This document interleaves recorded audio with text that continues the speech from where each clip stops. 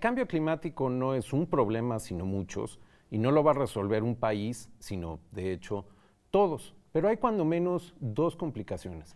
Primera, algunos gobiernos tienden, casi todos de hecho, tienden a huirle a las responsabilidades, a las políticas que están a la altura de resolver el problema, por lo tanto le huyen a sus responsabilidades. Y segunda, algunos gobiernos dicen, algunos países dicen que otros países son más responsables que ellos mismos. La palabra clave en todo esto es justamente esa, responsabilidad. Si en efecto hay ciertas sociedades que emiten gases de efecto invernadero desde hace siglos y otras que empezaron hace algunas décadas, ¿no sería cierto entonces que las primeras son más responsables que las segundas? Y por otro lado, al interior de cada país, los gobiernos se supone que tienen la responsabilidad de velar por el bienestar de sus ciudadanos. ¿No tendrían entonces la responsabilidad legal de resolver el problema? Hoy, en simbiosis con el derecho y con una ciencia, digamos que nueva, César Nava nos va a ayudar con estas preguntas y todas las que se deriven de la idea de que la ciencia puede alimentar los argumentos en los litigios. Antes de eso, Itzel Gómez nos presenta esa ciencia nueva, la ciencia de la atribución. Protesto guardar y hacer guardar la Constitución política de los Estados Unidos mexicanos y las leyes que de ella emanen. Y desempeñar leal y patrióticamente el cargo de presidente de la República que el pueblo me ha conferido, mirando en todo por el bien y la prosperidad de la Unión. Y si así no lo hiciere, que la nación me lo demande. En unos cuantos meses volveremos a presenciar el mismo discurso de cada 6 años. Lo que cambia es el presidente, pero lo que no cambia es que seguimos sin saber cómo demandar al Ejecutivo. ¿En verdad eso es posible? Bueno, hay distintas vías, pero una herramienta muy importante es a partir de la reforma de derechos humanos, en donde cuando se viola alguno de nuestros derechos, por ejemplo, el derecho al medio ambiente sano, los ciudadanos podemos meter una demanda de amparo, ya sea al presidente o a cualquier autoridad. Pensemos un diputado, un senador, un presidente municipal, inclusive un juez. Sin embargo, hay otras vías, ¿no? Pero digamos, la más efectiva que nosotros hemos visto en nuestro trabajo es un juicio de amparo. Los presidentes encabezan a uno de los 3 poderes, el Ejecutivo. Es su responsabilidad ejecutar políticas públicas orientadas a mirar en todo por el bien y la prosperidad de todos los mexicanos. No pocas de estas políticas públicas deberían alimentarse de información científica. La presidencia cuenta con un órgano asesor para mejorar la toma de decisiones basadas en ciencia, el Consejo Consultivo de Ciencias.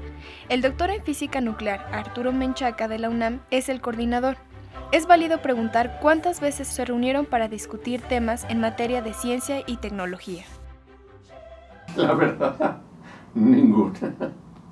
No, el Consejo Consultivo de Ciencias está formado por aquellas personas que han ganado un premio nacional. El Consejo Consultivo de Ciencias fue creado por el presidente Salinas hace 28 años, ¿sí? Y el esquema es que lo que se creó fue la Secretaría Ejecutiva del Consejo Consultivo de Ciencias. Generalmente lo que hacemos es hacer reuniones para escribir fichas, que son pequeñas, un par de hojas, en donde nosotros les explicamos en términos sencillos pero correctos científicamente la respuesta a las preguntas que nos hacen, ¿sí? Y hacemos recomendaciones. También de parte de nosotros hacemos digamos, hay académicos que hacen propuestas y esas se suben a través de la oficina de la presidencia, ¿sí? Pero realmente no hay un contacto así directo. Lo ha habido, ¿sí? Pero digamos que funcionalmente no es así como operamos. Esa forma de operar podría contrastar con la gravedad de problemas como por ejemplo el cambio climático. Es un problema científico de gran magnitud, con impactos en la economía, en la política y la sociedad.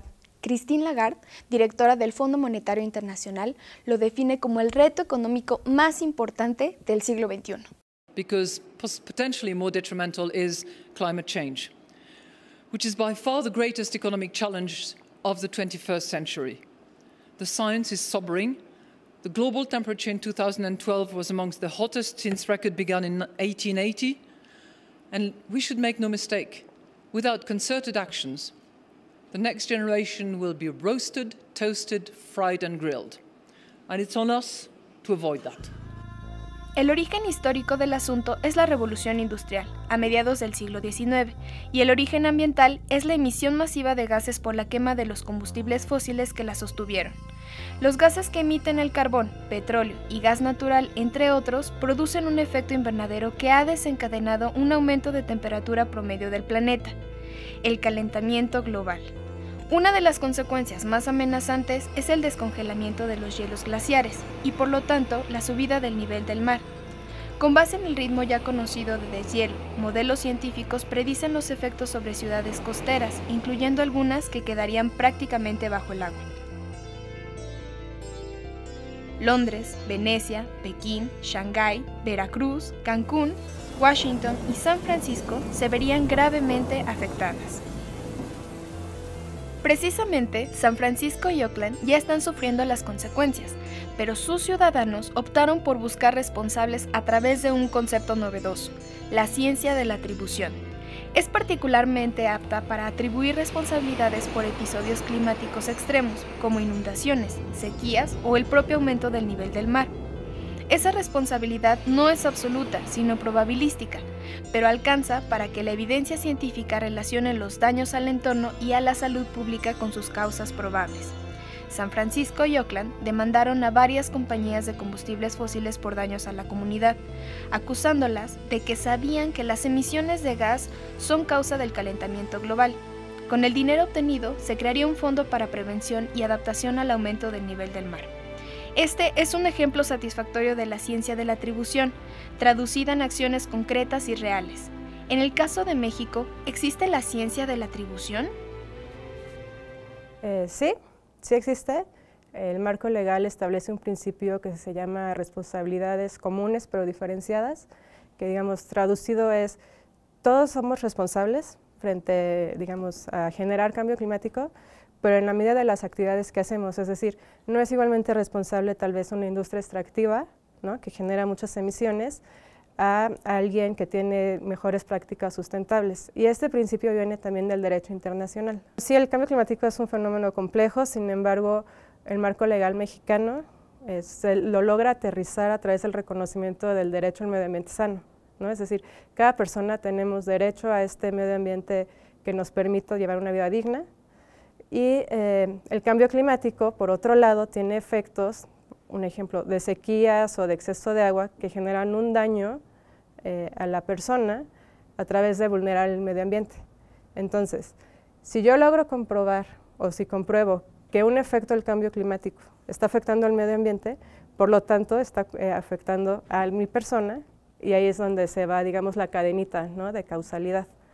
Y así está reconocido en el marco legal. Las cadenas de causalidad exigen responder la pregunta, ¿cómo lo saben? Y la ciencia ayuda aportando evidencia empírica. El derecho, a su vez, invoca esta evidencia como prueba. Ya hace muchos años, cuando yo empezaba en este tema del medio ambiente, era muy difícil probar el nexo causal, es decir, ¿cómo yo puedo saber que lo que está haciendo X empresa es lo que me está causando tal vez cáncer, ¿no? Y con el tiempo, al usar la ciencia como prueba, ya se está haciendo más sencillo esta comprobación, ¿no? Entonces, sí creo que es una herramienta que fortalece el ejercicio del derecho. A medida que el pueblo mexicano, que es el caso concreto que nos preocupa, ¿no?, sea culto científicamente y sea, digamos, susceptible de entender la magnitud de ciertas decisiones que se toman y que sea exigente en ese tema, ¿sí?, las decisiones se van a tomar, va a ser mucho más fácil que la técnica se aplique si es el pueblo que la pide, ¿no? Al menos en el tema del cambio climático, la ciencia de la atribución puede ser una vía para atribuir responsabilidades, demandar para exigir nuestra calidad de vida como ciudadanos. El poder dimana del pueblo, dice la Constitución de 1917, y por lo tanto no tendría que ser tan difícil, casi imposible, obligar al gobierno a hacer aquello que el pueblo considera que es su responsabilidad. Pero el problema se complica cuando no está claro qué es responsabilidad del gobierno o hasta qué grado es responsabilidad del gobierno. La pregunta, en el caso del derecho ambiental, es si la ciencia puede ayudar o no. César Nava, del Instituto de Investigaciones Jurídicas, está con nosotros. Bienvenido, César. Gracias, Javier, por la invitación. Suena a ficción esto de que la noción, digamos, de que el poder dimana del pueblo, por más que lo diga el artículo 39 de la Constitución, porque históricamente sabemos que el poder más bien parece ser de y para los poderosos, los políticos, los millonarios, etc. Pero en estos días ocurrió una cosa, digamos que alentadora. La Organización de la Sociedad Civil, artículo 19, que defiende la libertad de expresión, ganó un amparo en contra de un acto de omisión del Congreso. La Suprema Corte de Justicia encontró que el amparo era procedente, que el Congreso había sido omiso al no emitir las leyes reglamentarias de la Ley de Comunicaciones, y por lo tanto la Suprema Corte le puso un plazo al Congreso. Ese no es nuestro tema el día de hoy, pero sí es uno muy parecido, puesto que se dio este precedente que los abogados llaman histórico, de que una asociación de la sociedad civil demandó en esencia a uno de los tres poderes y le ganó, impulsada por el otro poder. ¿Vale creer ahora que el pueblo, ese del cual dimana todo el poder, puede forzar legalmente al gobierno a actuar cuando el gobierno no quiere actuar? Sí, claro, sí se puede, hay instrumentos jurídicos para ello, pero el camino es largo. Pero históricamente no se ha podido. No siempre, no siempre. Es difícil porque evidentemente se tienen controles de manera tal que no dejan a la sociedad o a los individuos organizados colectivamente para hacer que los principios que están conformados o que se conforman en la Constitución se logren implementar.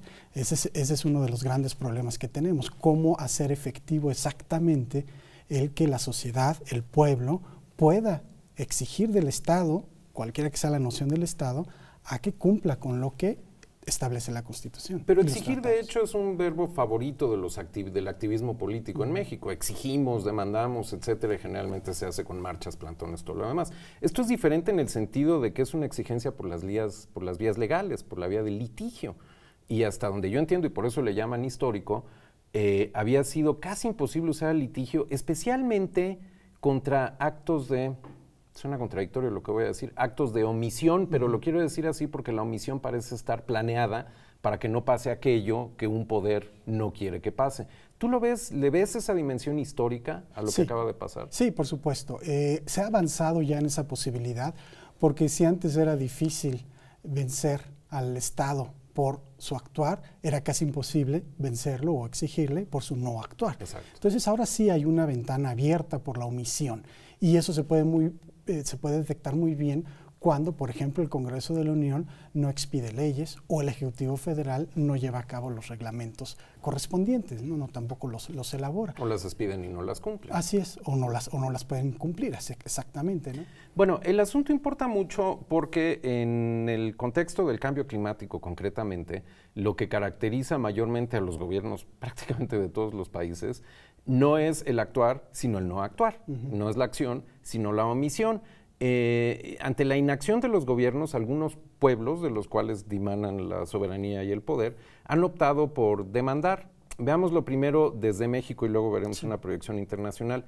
¿Cómo describirías tú la relación entre el poder judicial y la ciencia? Y lo pregunto porque estas demandas que se han llevado a cabo en algunos países de Estados Unidos y de Europa están basadas esencialmente en argumentación científica que muestra que la omisión es lesiva para el pueblo. Sí. Entonces, ¿cómo ves en México la relación entre el poder judicial y la ciencia?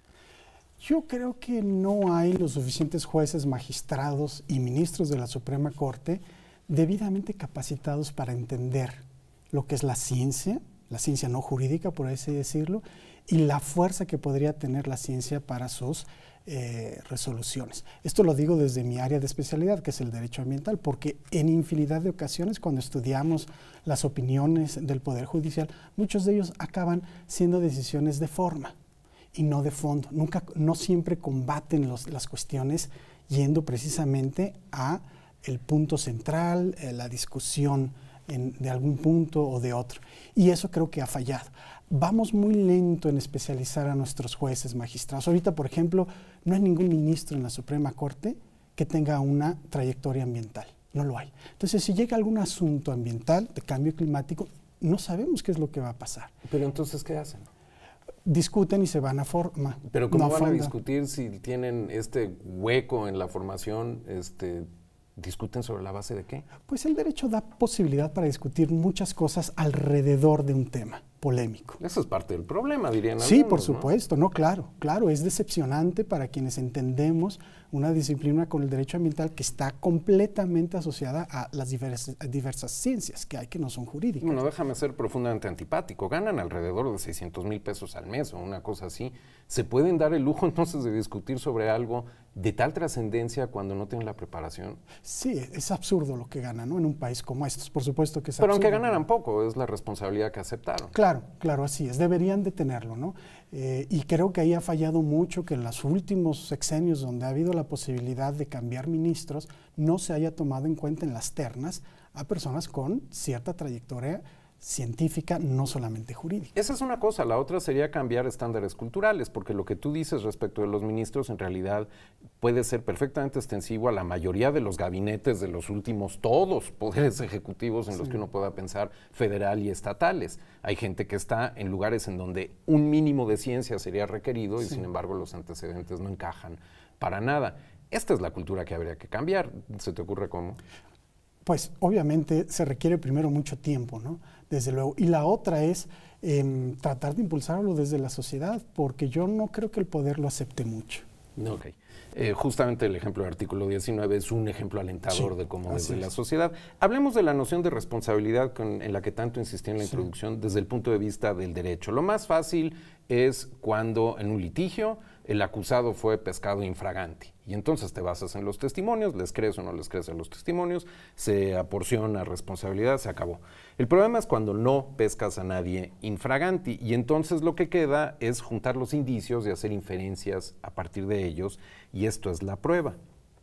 En cambio climático, en general en los problemas ambientales, no hay infraganti, ¿no? Las cosas ocurren y uno llega después y pesca indicios y trata de hacer estas inferencias de las que yo hablaba, pero el problema entonces es que todo es probabilístico en vez de ser una prueba contundente. El derecho está listo ya para tomar decisiones con pruebas que son fundamentalmente probabilísticas. Hemos avanzado mucho en eso, claro, por supuesto. No siempre hemos tenido que depender de una relación directa para acreditar algún daño ambiental. Ya tenemos instrumentos, figuras jurídicas como el interés legítimo, que nos permiten llevar a cabo precisamente litigios que pudiéramos asignar cierto tipo de responsabilidades en caso de que haya daño ambiental. El problema es que no siempre se logra porque es muy difícil identificar quién es el responsable y dónde está la responsabilidad. Te voy a dar un ejemplo muy rápido, la reforma energética.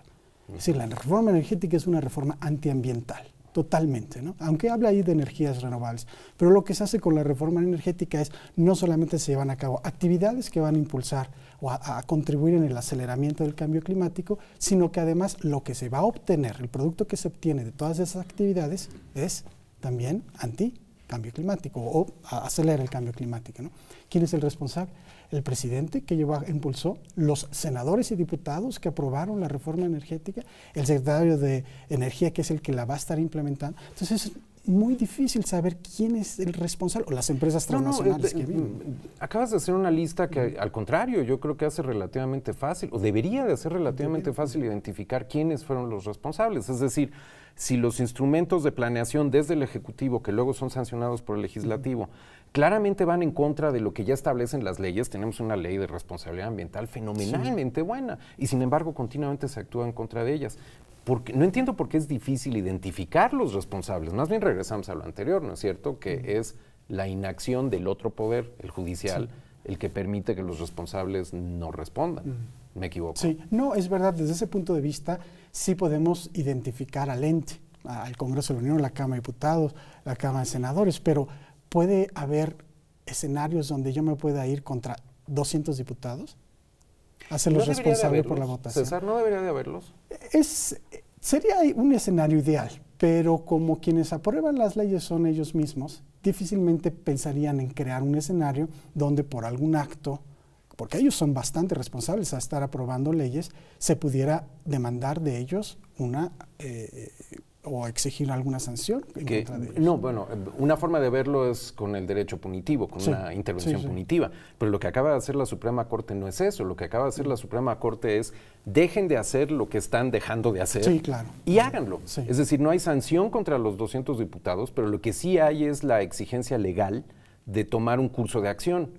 Eso podría haberse hecho tranquilamente en el caso que citabas. Claro, exactamente. Y entonces, bueno, la pregunta es, muy bien, van a accionar, van a expedir la ley, van a también no sé, aprobar algunas reformas jurídicas, y ahí la cuestión es saber en qué sentido las van a hacer, porque una cosa es que el Poder Judicial diga, está bien, no estás haciendo tu tarea, ahora la tienes que hacer. La Cámara de Senadores y Diputados dice, bueno, está bien, la voy a hacer, pero si no me dices en qué sentido, porque nunca llegaste al fondo, pues ahí te saco lo que yo quiera. Bueno, eso también es cierto, y ese es un puente que habrá que cruzar cuando lleguemos, pero estamos apenas cruzando el inmediatamente anterior, ¿no? Que ya es una buena cosa. Hablemos entonces del papel que puede tener la ciencia en esta asignación de responsabilidades. No, insisto, necesariamente con la idea de acciones punitivas, aunque no hay por qué excluirlas, sino con la idea de reorientar políticas públicas para que cumplan con la responsabilidad los funcionarios que aceptaron tener. Entonces, esto es lo que se llama, según nos explicaba el reportaje, la ciencia de la atribución. Leí un comentario en la revista Nature en donde viene una definición bastante complicada, pero que más o menos reduje a lo siguiente. Premisa: la humanidad ha causado el cambio climático. Hay quien lo discute, pero aquí dan por hecho que ya la mayor parte de la gente lo va a aceptar. Segunda, el cambio climático ha alterado las probabilidades de eventos climáticos externos. Entonces, los huracanes más intensos van a ser ahora más frecuentes, las sequías, los golpes de calor, los inviernos crudélimos, todas esas cosas. Concluyen entonces que la ciencia de la atribución busca determinar qué tanto de ese cambio es atribuible al cambio climático causado por el hombre dentro de cierto rango de confianza estadística. Esa es la definición de ciencia de la atribución por lo que hace. No es responsabilidad absoluta entonces lo que determina la ciencia de la atribución, sino responsabilidad dentro de márgenes estadísticos. ¿Podrías montar un argumento legal en contra de esta forma de proceder? Mira, mi punto de partida sería la responsabilidad común, porque los instrumentos jurídicos te dan esa base, porque así es y así se entiende dentro del discurso del cambio climático. Se podría, a partir de eso, tratar de insertar algo de lo que acabas de decir, para lograr precisamente entender cómo es que estos procesos nos están afectando. Bueno, ahorita te diré cómo dicen ellos que lo hacen, pero lo que te preguntaba era si por lo menos con esa primera construcción encuentras algo que sea rebatible desde el punto de vista del derecho. Sí, claro, buscándole, por supuesto. A eso nos dedicamos los abogados, ¿no? A buscarle, y le encontramos, ¿no? Híjole, es una amenaza ominosa, pero entonces examinemos cómo es que ellos hacen lo que dicen que hacen. En este mismo comentario en Nature dicen que lo que ellos han hecho es estudiar los registros históricos de eventos climáticos, digamos huracanes, tomar nota de los cambios que ha habido con el tiempo, y cuando hablamos de tiempo hablamos de 100 años o más. Por otro lado, pueden hacer modelos por computadora, de los cuales pueden extraer lo que ellos llaman el forzamiento humano, estrictamente toda la parte de la industria que ha inducido el cambio climático. Entonces pueden crear un mundo no real en el cual no hay cambio climático. Y allí sigue habiendo huracanes y todas estas cosas durante un récord histórico. Entonces comparan el mundo real con este otro mundo que ellos llaman contrafactual, y puesto que aíslan el comportamiento humano, pueden, dicen la intervención humana, pueden, dicen ellos, atribuirle un cierto grado de responsabilidad a la intervención humana. ¿Te lo compras? ¿Hay algún agujero legal en esto? No, está bien. Creo yo que está bien diseñado. La cuestión nada más es determinar de qué manera la humanidad dividida en naciones y encapsuladas en la palabra soberanía han hecho con sus propios recursos naturales que tengan un impacto en el cambio climático. Y la palabra soberanía entra en lo siguiente que hacen ellos, que es bastante aventurado, que es lanzarse a la litigación. Entonces dicen, y cito textual, esperamos que la evidencia desde la ciencia de la atribución catalizará litigación futura sobre el clima. ¿Se equivocan en esperar esto? ¿Es ingenuo o tú crees que va a pasar? Mira, yo creo que estamos muy en pañales para que eso pueda suceder.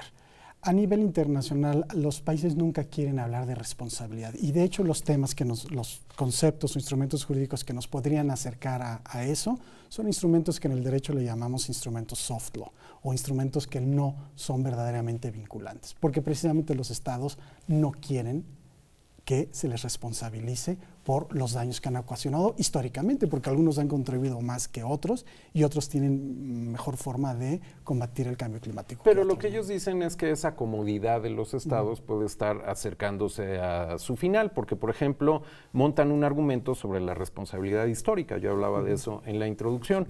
Hay otro artículo de científicos de Noruega e Inglaterra que hicieron un estudio para tratar de determinar contribuciones históricas al calentamiento global de cada país, lo que tú decías hace rato. Entonces lo que hacen es desagregar, estimar las emisiones desde 1850, desde la Revolución Industrial, emisiones de gases de efecto invernadero, desagregando en cada país por emisiones directas, como CO2 o metano, pero indirectas por políticas como cambio de uso de suelo. Entonces, cargarse un bosque para poner plantaciones de palma para aceite o cosas de este estilo. En todos los casos que examinan, Estados Unidos, la Unión Europea, de los 28 países más industrializados, rebasan por muchísimo históricamente a todos los demás, Rusia, Japón, el resto de Europa y los países que contaminan solo muy recientemente, como India y China. Ellos dicen, nuestros resultados sostienen la visión de que no hay una respuesta única y simple a la cuestión de cuánto ha contribuido cada país al calentamiento global, porque a pesar de que producen gráficas muy claras, digamos, se quedan atrapados todavía en sus propias incertidumbres. En un minuto que nos queda, César, ¿anticipas que alguna vez puedan ganarse litigios como estos por responsabilidad histórica cuando los científicos presentan sus resultados con tal nivel de incertidumbre? Yo creo que todavía no, Javier. Para serte honesto, creo que no. El punto clave sigue siendo la cooperación internacional, en no echarse, acusarse tanto, no acudir a tribunales, sino resolverlo en un plano de cooperación. Creo que los estados no tienen voluntad para estarse acusando. Entonces no dependamos de ellos y veamos las capacidades de los ciudadanos, de los pueblos, para litigar contra sus propios gobiernos. ¿Qué deberían cambiar los abogados, particularmente los que como tú son académicos, para que todo lo anterior que puede incorporar la ciencia se incorpore a litigios con esperanza de ser ganados en 40 segundos? Primero, autoridades ambientales competentes, que no sean neófitas e ineptas, y de eso tenemos mucho. Segundo, buenos jueces, buenos magistrados. Y tercero, combatir la corrupción e impunidad, que aquí sí soy un poco ingenuo, porque no veo cómo podamos combatirla. ¿Se podría demandar, casi sí o no, se podría demandar al Ejecutivo que nombra autoridades incompetentes? Sí, se podría hacer, pero difícilmente se ganaría. Pero sí, claro. Para ganarlas tendría que empezar por hacerse, aunque se pierda. Claro, claro. Bueno, pues a lo mejor eso es lo que nos señala el acto de la Suprema Corte. César, sí. No, hombre, muchas Javier, gracias por al contrario, muchísimas gracias. Y fuimos a 1000 por hora. Sí, caray. Casi me lo eché todo. Sí.